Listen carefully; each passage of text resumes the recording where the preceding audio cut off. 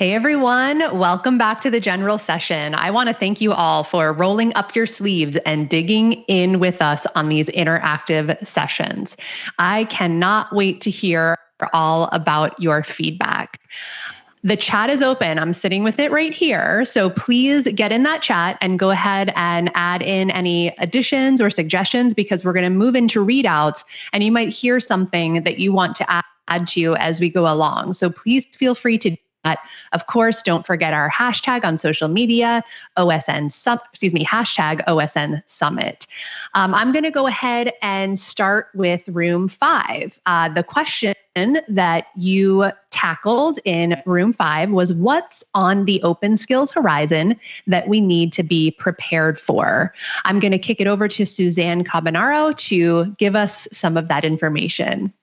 Thank you so much, Kelly. And thank you to everyone that joined us in room 5 to really disaggregate this question, because this went into a lot of directions. I want to also shout out to Melissa for being a terrific scribe here and trying to keep us organized. We could have gone on forever. We centered down to 4 basic themes. I want to say that we sort of shared out some literature on, what's kind of happening in this, in this horizon of open skills. And so to kind of kick things off, and we did go into some directions about, K-12 contribution and actually thinking all the way down to middle school and how, those students are actually should be part of the conversation. And then obviously all the way up into like what employers could be expecting. And with that said, my 4 basic themes that I sort of gleaned with Melissa after we completed our session was, number 1, educator providers. The importance of instituting a skills-based learning plan that includes key stakeholders who know the what and why of moving towards open skills within a curriculum. And so this was something that we spent a lot of time on talking and thinking about, like, what is the, implications of education providers in this space. Then we moved towards skills-based credentialing and hiring. Ensuring that skills are present in the credentials helps to lead employers in recognizing the need for skills-based hiring. We felt that employers aren't necessarily at the table, and we need them there. And so that actually moves to another theme that we talked about, which is ensuring that employers know they have a seat at the table, and that we want to establish this common language together. So that was important to us. And lastly, and maybe most important, if I'm honest, is engaging learners in the process, ensuring that learner goals and institutional goals are not separate. They're actually one and the same. They should be aligned, and that we, think about learners and the opportunity to be prepared as whole students for their future, and giving them opportunities to try on new things and try new things, even as early as middle school. And so, certifications for, being part of high level, thinking and learning, exploration in summer programs, for instance. Why isn't that prior learning being part of a learner and employability record? I know I speak your language, Naomi. So just making sure that the students have a seat at the table and they're engaged in this. And I want to say thank you to everyone who contributed to the conversation.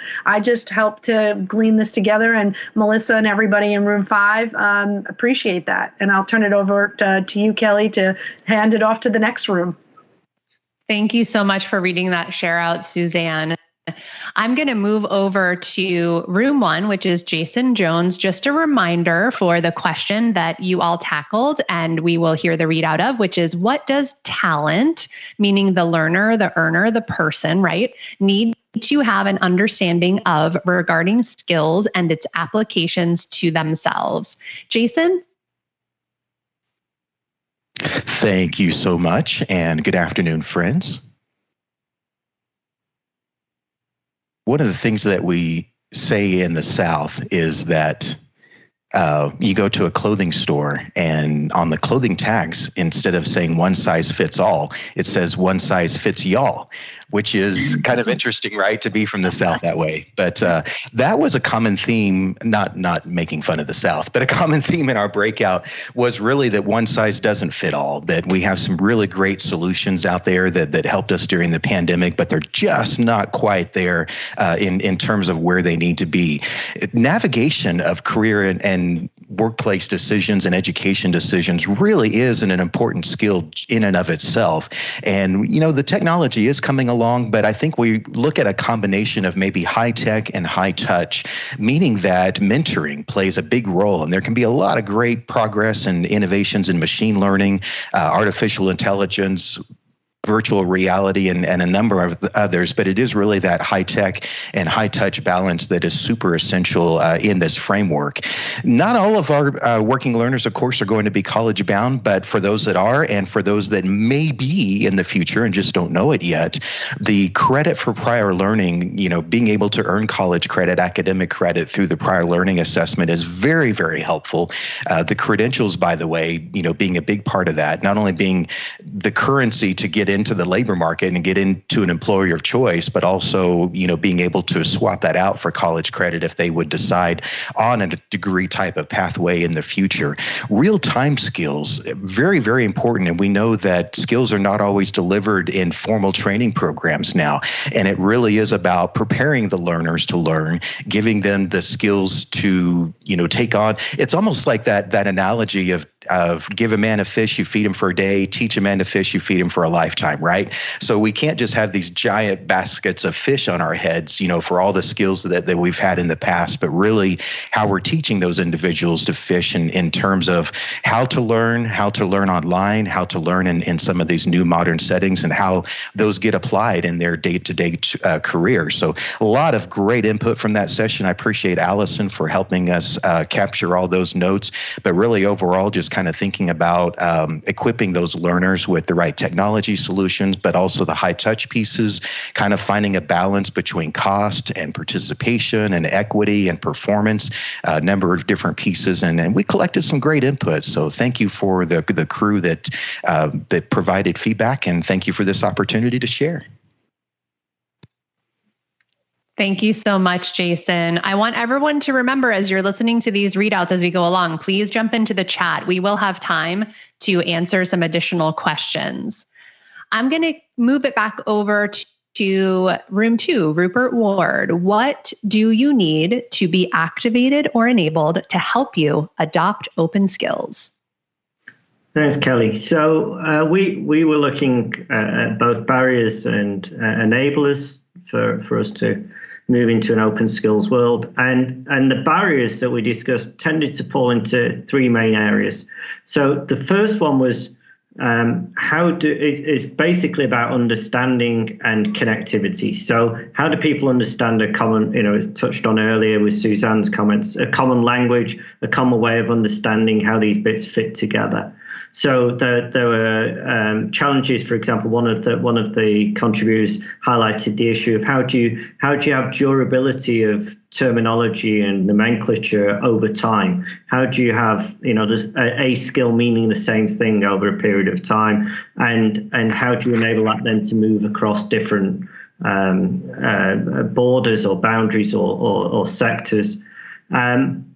And then how do we connect the different pieces to enable them to communicate with each other? So, you've got the educationalists, you've got the employers, you've got the people outside of both of those areas, and how are they connecting with each other? So again, one of our contributors was discussing about how in higher education, for example, there's quite a piecemeal approach to links with employers rather than a holistic joined up approach to enabling those learner earners to move effectively between learning and earning.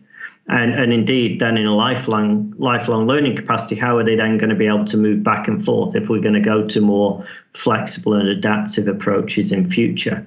There were also discussions there about where power and culture impact on here. So who endorses, how do they endorse, what do people value, who are the gatekeepers of what is viewed as appropriate, and challenges between centralized and decentralized. how much do we enable self identity and self definition and give ownership to the individual learner, and how much needs to be centralized in terms of verification or in terms of enabling structures to move with each other. So that was the main first area of challenges, I would say, rather than necessarily barriers. And then the second area is looking at the status quo and the perceptions of those, particularly cultural perceptions of skills-based training, the perception of higher education potentially being more academic and less vocational, and the challenges with introducing, how competency-based education is being viewed, particularly in terms of state and regulatory boards. So that was the second area, and how we shift that perception. And then the third area was really practicality issues about resourcing technology, and who can help and how we can move that forward. And then just briefly to finish, four main enablers. A community, so growing relationships, mentoring and support, and of which obviously OSN is a key part of that. How we can use public data and develop growing common definitions to enable us to meet this understanding issue. How we can really link in with prior learning assessment practices and informal and non-formal talent and skills development within formal mechanisms for both education and employment, and how we can keep this open, accessible, publicly usable by all, and avoid the challenge. And obviously OSN's a flagship for that. So I'll stop there. Really helpful, Rupert. Thank you so much. And we're going to move it back over to Naomi Boer, who moderated room 3. And the question there that you all tackled was, what does collaboration around open skills mean to you? Where does collaboration need to be refined or enhanced? Naomi? Thank you, Kelly. And as you heard, we had 2 questions. So group 3 was just hard at work, and I'm so glad to be here with you today reporting. We rolled up our sleeves, and folks were contributing their thoughts, and they were the best group ever. Sorry, the other groups. But so we emerged with 5 main categories, themes of information around collaboration, because we were a highly collaborative group. And as part of that, data and sense making of the data is really important. And I'll go into the details for that in just a second. The stakeholders that need to be considered around the collaboration and those vantage points. Validation. So how do we collaborate around validating and operationalizing that validation process? The interoperability that we heard in the first session mentioned multiple times. Sean talked about how important that interoperability is. And then finally, we had this catch-all for just important concepts that were out there. So first, let me start with the data and the sense making. Folks repeatedly indicated they wanted a common language around skills. And we know that this was a step forward as part of our rich skills descriptors work and the pilots that kind of dug in and tried to establish some of that. What are the common data elements that are needed? And so there were lots of different areas that talked about in the comments that were given is how do we make sense of this narrative? How do we build taxonomies and skill sets and a communication means that can encourage collaboration across different parties? So that was a really big one that most of our contributors added to. The second piece was the stakeholders, and that's in different ways. That is the first element was around who are the organizations that should be at the table, and we know it needs to be employers and education institutions and technology vendors, and so broad representation of these stakeholders in the ecosystem. Yes, our entire skills ecosystem needs to be represented in this collaboration. But then it went down to also the individual perspectives. We talk a lot about the learner-earner, but where are they in this dialogue? So our collaborator needs to be the people we are impacting. That's why getting employers to the table for this conversation is so critical as well. A really interesting piece that emerged as part of this is the diversity of those stakeholders needs to not just be US centric, it needs to be global. And we need to make sure that it's a multilingual representation that comes to the table. Because as we're developing a common language around skills, we also need a common language across the globe, because we are all engaging in this work together. And I thought that was really interesting that it emerged from our conversations. Yesterday in the general session and in the chat room, things were blowing up around the concept of skill validation. And having all of those stakeholders I just mentioned at the table to decide how can we think about new and innovative ways to validate these skills without it having to be a degree. We've talked about digital micro-credentials. We've talked about different ways of doing this, but engaging around collaboration, it's a connector. To do that is really important. I don't need to say a whole bunch about interoperability. I think that was covered in our initial session, but if we don't get the systems talking to one another and capitalizing on the common language, data, sense making I talked about in our first bucket, then we're not going to be able to share the informations and alignments across different stakeholders. And that's really, really important.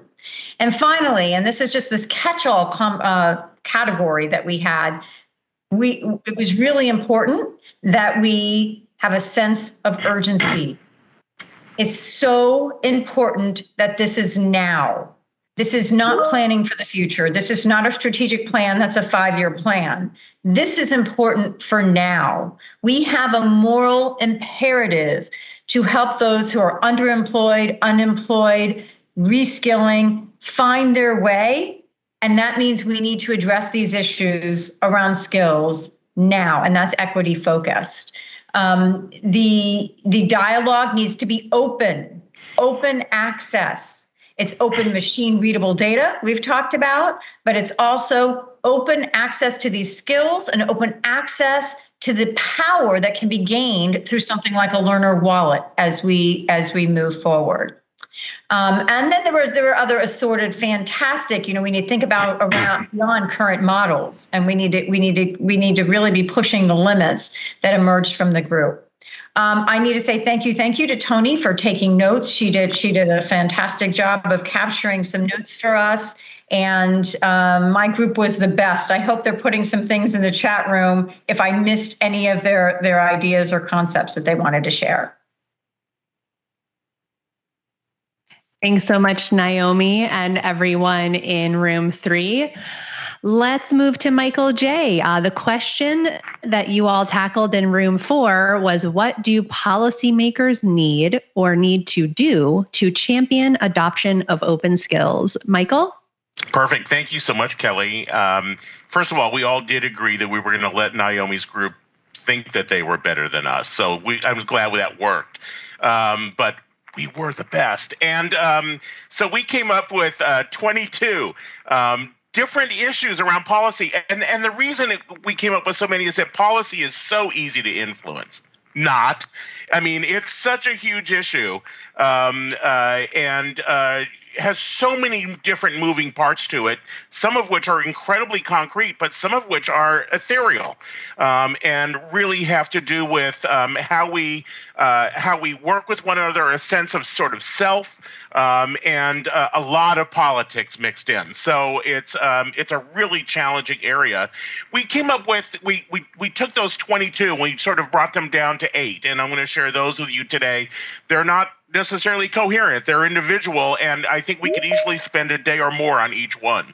So the first one was we could have policies that require portability and interoperability of learner-centered skills, and not just doing so at the university or at the employer level, but really looking at K-12, 2-year, 4-year, military, looking at career-long learning to work kinds of skills in ways that people can describe their expertise, learners can provide their expertise, and then use that to make sense out of where they fit into that ecosystem on an ongoing basis. Another policy is really providing incentives and looking at providing deductibility of investments in human capital built around open skills. So that, right now when you invest in computers, you invest in other devices, you can deduct that. Why not deduct the investment that you're making in your probably most valuable resource, which is your individuals in your organization? And so having a policy that supports that would be key. Another one is that governments that are issuing grants that have policies that would require that utilizing funds for open skills data.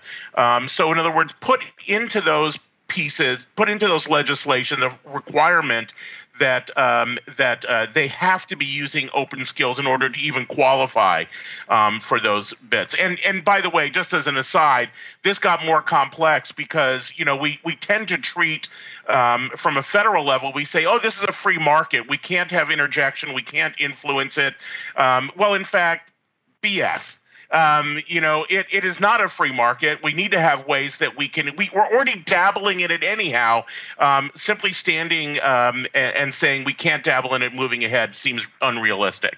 Another one is that policymakers can generate policy with the talent ecosystem vision rather than just thinking in pieces and parts. And I think I heard that from Naomi, Rupert. I've heard that all along. But the point being that you have to start with a larger vision. I have to say in my career, it's a struggle to get people to think that way, but we have to remind people over and over again that it's part of a larger system. We need to use a common language to ensure that open data is a driver for high-performing talent ecosystem. Again, that ecosystem, that it's all wrapped around that. We need to utilize open national, not governmental data infrastructure. It needs to be a data infrastructure that is at a level above. We need to support advanced technologies to support that process and make it possible. It doesn't mean that the AI drives the process, but the AI makes it scalable, makes it possible, but again, very human-centered throughout the whole process. And number 8, which is what can union policies do to advocate for workers and adoption of open skills?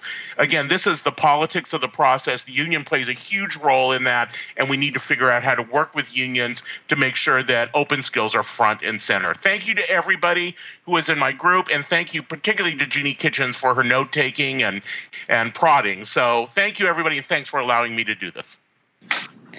Thank you so much, Michael, and everyone that's been participating. I'd love for you guys to stay because we have a little bit of time to not only answer some questions, but I'd love to hear, now that we've heard all the readouts, maybe some comment and feedback from the other room moderators on what they've heard. Naomi, I'd love to kick it back over to you if you have anything else you'd like to add.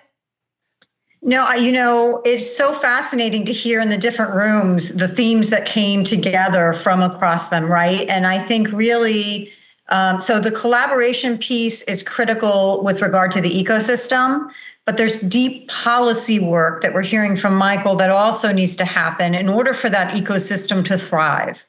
And as we're building the skills-based economy together, I think really understanding across all of these topic areas in these rooms how we can pull the themes together. So to me, I'm hoping after this, we'll be able to take these notes and the wonderful contributions of everybody who's attended and pull the themes from within those individual sessions that show the linkages, because I think that's where the Open Skills Network work groups can then take some of their next steps, right? This information can now drive us forward to the future. And as my group pointed out pretty concisely, not later, now. We have this work to do now.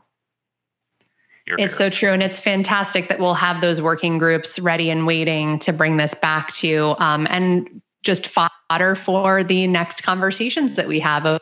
Jasen, how about you? Now that you've heard what was going on in the other rooms, do you have anything else to add? Oh, Jasen, you're muted. Of course, I would be the one to do that. Thank you so much. It was really actually affirming to hear from some of the other groups that they actually had some themes in common with us. I mean, we definitely saw or heard a lot in the way of the integration of the technology, how the technology is used, the importance of the human element. I mean, there's so many moving parts to the workforce ecosystem that it really makes sense that, we're baking this cake that it is about the ingredients, but it's just as much about how we put these solutions together, how we integrate in a way to provide the flexibility that's going to be needed in areas. We know each labor market's a bit different, but there will certainly be some common pieces we have in common. It's really exciting to see, how OSN is helping us, all of us, wrap our brains around this individually and collectively. Thank you, Jasen. Rupert, before you join in and give us some of your additions, I just want to point out something, just a commentary that I'm seeing in the chat related to internet access as well. And I know a lot of the talk we're having here, although we are creating that connection between the human component and the technology component, this is an actual issue. I am not familiar, with how this works in everywhere in the world, but I'd love to hear everyone's comments on the fact that a lot of what we are talking about is technically enabled and requires folks to have access. What are your thoughts there? I'll let you start, Rupert. Okay, so I talked about it briefly yesterday, that access to technology obviously is varied across the world, and that is always a challenge. But I think what part of the way I would answer that is, if you look at traditional educational and employment models, they're really much more restricted in terms of your level of access. It's not just, so for example, a typical one in the US is that your zip code defines your life chances, whereas when we're going at least on a global technological solution there, you have more opportunity and access to equity and diversity in what's going on there. So I think, yes, there is a challenge, but I think it's a different challenge and a more solvable challenge than than some of the other challenges that come with physical access. Okay, so and then just some thoughts. So 3 thoughts are really listening to the other groups. And first of all, can I just thank my note taker, because I didn't at the beginning, Christian. Thank you, and to the contributors in my group. I feel shamed by not thanking them, but I'll thank them now. It's just 3 points really. One is, there seems to be a big point about understanding. I think our group in particular, I think it was quite hard at the start of the questioning on our group, because it related to ourselves. And so it made that quite difficult for some people in terms of being able to answer for themselves, how would open skills work for them? Okay, so I think that there's an understanding for ourselves individually as well as society-wide in here. The second one is a theme underpinning a lot of what we've talked about here is trust. So it's trust in terms of what skills people have, but it's also trust in terms of power relations, in terms of the status quo and changing that. There's a lot of bits to unpack in there, and then the third bit linked to that is societal, really, and I mean global society as well as the US, for example, or particular states or particular areas. The solution to all of this and to building the trust and to building the understanding is communication and networking, and that's why we're here today. I'll stop there. No, that's really amazing, Rupert. Thank you for those additional insights. And I know Michael, I'm so glad you pointed that out, Michael, but I feel like there might be more there. Well, again, that commonality and the issues that Rupert just brought up are absolutely key. And, are we actually working in everybody's best interest? What are the special interests that are involved? How do we get those individuals to recognize that their best interest is served through this work? And really thinking about the long game and the process, but also the near-term benefits that bring with that. And doing that both on a U.S. level, but also on an international level. You cannot be isolated anymore. And so we have to think about the larger global economy as part of this. So that was from me, not from the group. Although, how wonderful my group was, of course, they all agree. So. No, I really appreciate that, Michael. And thank you. No, it's great for us to even continue this discussion. I think just as we were chatting about before, just the collective nature of this work, collaborating together and how much further we can move is so important. And I love that Naomi made that call out on the working groups, being able to take this and find commonality to push those things forward. So I'll just make one little shout out re-mention that if anyone is interested in joining a working group, that is a possibility. So if you head over to the website, again, openskillsnetwork.org, you can join us and actually continue to roll up your sleeves, a group collectively, and maybe not feel so alone. Because I know for some of us that have been doing this for so long, we again find solace in working together. I think it's fantastic. Naomi, I see that you have a question that you'd love to throw out, and so I'm going to pass the baton back over to you. Release that mute button. One of the things that I know is I'm enmeshed in this work, and questions we get from the field often is how do we get started? What do we do next? Even those of us that were in the pilot, it's like, how do we operationalize all of this conversation we're having and all of the groundwork, because much of what we're talking about with the data, the rich skill descriptors, it's all foundational work. How do we move this into operation and practice? So that's kind of my challenge for everyone who's out there, as well as my fellow presenters here, the facilitators, is the next thing for us really to dig deep on is how do we do this next? What comes next? Mm-hmm. And that is perfect call out and timing, because we are ready for Sarah DeMark to join us and talk a little bit more about what is next for OSN to work collectively. But I love that we continue to keep that into the back of our minds, everyone here, as we're pushing along into this great work. So I just want to thank you again to all of the moderators, all of our participants, and all of our audience members for taking the time out to join in on this amazing 2-day event. I'd love to hear you guys share out, for those of you who were not active in chat, your favorite challenge and or solution on social with the hashtag OSN Summit. Again, like I said, feel free to tag me and OSN so that we can continue that discussion. I'm sure that almost everyone here would also love to continue that discussion. You will have access to the on-demand sessions if you would love to listen to those other breakouts, because I definitely want to dig in on the ones I couldn't get to. They're going to be on demand in this platform for the next 3 months. So you will have at them. Of course, if you are an OSN member, you get access to them as well. So there you go. So I am going to hand it over to Sarah DeMark to close us out for the day. Sarah?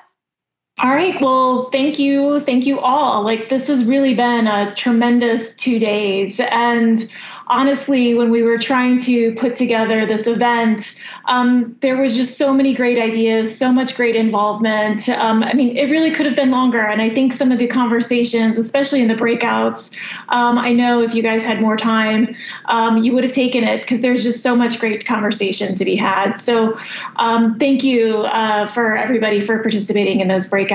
And I think, the one thing that really struck me, or I guess I'll say two things that really struck me, is one is that this truly has to be a collaborative effort, right? There's no one organization that can do this alone. And so I think that's truly the value and the beauty of the Open Skills Network, is that coalition of like-minded organizations that really, I think to maybe even what Naomi said, to really seize that moral imperative of providing equity to access and attainment for opportunity. And we have to do that together. So I really want to say thank you so much for participating in those breakouts. Thank you for the moderators. Really great discussion. And I think what we've got coming up for OSN and on the horizon actually leads really well into some of those challenges that you were all talking about. So just wanted to say, I hope you guys enjoyed these 2 days together. The remarks from Secretary Raimondo and the Department of Commerce's involvement in OSN, super exciting. Great panel discussions on the view of changing the workforce, activating employers in a skills-based marketplace. Really big thank you to all of our OSN pilot participants and sharing the work that you did there, as well as your findings and learnings. I think there was really great feedback from the demo of the Open Skills Management tool, a lot of excitement around that. It's really amazing to take a step back and reflect on how far we've come as an organization. So you might be wondering what's next. So the open skills movement is only as strong as the open skills we have to support it. And so to that end, in the next couple months, we will be releasing the open skills management tool into the open source wild. So you can start to get out of your spreadsheets, your Google Docs, and whatever else you've been using to manage all of your skills work, and to be able to publish and search for skills in our network that are going to be able to support your needs. So more information on what that looks like and how you can start to get involved in that, how you can get your hands on the code, how you can set up your instance, all of that will be coming in the next month, so stay tuned for that. And with that, you'll start to see more open skills libraries rolling out. We had fabulous participation in the pilots. I think I mentioned in the opening that we had over 1,700 RSDs created as part of that pilot work. And in addition to that, you'll start to see members being able to publish their own skills. As part of that, WGU will also be implementing a phased rollout of their own skills libraries, which currently contains over 13,000 skills, but they're not perfect. And so as part of that rollout, they're going to be looking for partners to collaboratively help and refine and enhance those libraries for the benefit of all members. So look for more information on how to get involved in that. Also, as we talked about in the opening, we had 14 fantastic pilots, and a lot of that work was to test out the syntax, test out the coalition idea, test out the open skills management tool. And so I think right now we're beyond pilots. We are ready to go. And so what we're going to be focusing on this fall is that instead of pilot-based initiatives, really focusing on coalition-based initiatives. So similar to our pilot process, the OSN will provide support for organizations to build their own coalitions around skills domains in an effort to create more open libraries. And as part of that support, we'll provide skills architecture assistance, facilitation, and technical support, including support in setting up an OSMT instance of your own. So there will be an announcement also coming this next month on what that would look like and how to apply. So keep an eye out for that. But you do not have to be part of an OSN-sponsored coalition or an OSN-supported coalition to really participate in the skills work. You absolutely can embark on this on your own. This is just an opportunity for additional support. So moving ahead, I think, and this is really exciting because I think this was a great theme that came out of the breakouts, is really focusing on adoption strategies. It's a main theme, I think, that came out in our breakouts, and that's one of the key areas that we're going to be focusing on starting early fall, is to really start to create communities of practice around different sectors, such as education, employers, government, and others, to really start to create best practices, toolkits, and maybe most importantly, support networks to help our members be able to adopt this skills-based work in their own institutions. So really creating communities that can learn from each other about the barriers and difficulties faced with implementation, faced with change management, to be able to enable the adoption of skills. So look for more information coming soon about how to get involved in those communities of practice. And obviously, our network keeps growing. So we are continuing to add amazing skills evangelists to our network. We are continuing to develop relationships and expanding institutions as part of our network. And we are going to continue to expand our steering committee. Right now, our steering committee is small, and it was because the OSN was small to begin with. But as we continue to grow, we're going to grow our steering committee to reflect our membership. So look for more information also on that. In addition, we are looking at, starting some investigation on refining our organization so that it is more nimble and streamlined for the work ahead. So we'll continue to provide updates on that work as well. So what's next for you? After this summit, we'll be sending out a survey, looking forward to your comments, your feedback, as well as ideas that you have on what you want to hear more of. As some of you might be aware, we do have a monthly showcase, which is a series of webinars that provide new ideas, updates on projects, latest developments in OSN. If there are other things that you would like to hear more of or be a part of, please indicate that in the survey. We want to make sure that those events meet the needs of our members. There will also obviously be opportunities to really start to create and publish open skills libraries, or whether that's defining them, connecting them, or evolving them. There's going to be a lot of opportunity coming up to really roll up your sleeves and get involved in those open skills libraries. And as was mentioned by Kelly, join OSN. If you've joined OSN, join a work group. If you've joined a work group, get active in that work group. And if you have, then help your network join our movement as members. So on that, we can't wait to welcome you for future events and future summits. We have much work to do, as the saying goes, many hands make light work. We're proud of the many hands that support this movement and make such incredible work possible. So thank you to Secretary Raimondo and to the Department of Commerce. We look forward to what we can build together. Thank you to each of our speakers and panelists for adding your insights into the discussion and your passion into our progress. Thank you to those who have really put a lot of hard work in putting together this summit. It truly was amazing. And a big thank you to our founding partners, to WGU for its continued support, and especially to Walmart Foundation for their support and funding of not only of the OSN, but of this fantastic event. And so finally, I just want to thank you all for spending the last 2 days with us, talking about how we can activate our skills-based education and hiring to make a better, more equitable world. So thank you so much for being here, and we hope you found it as valuable as we did. So thank you.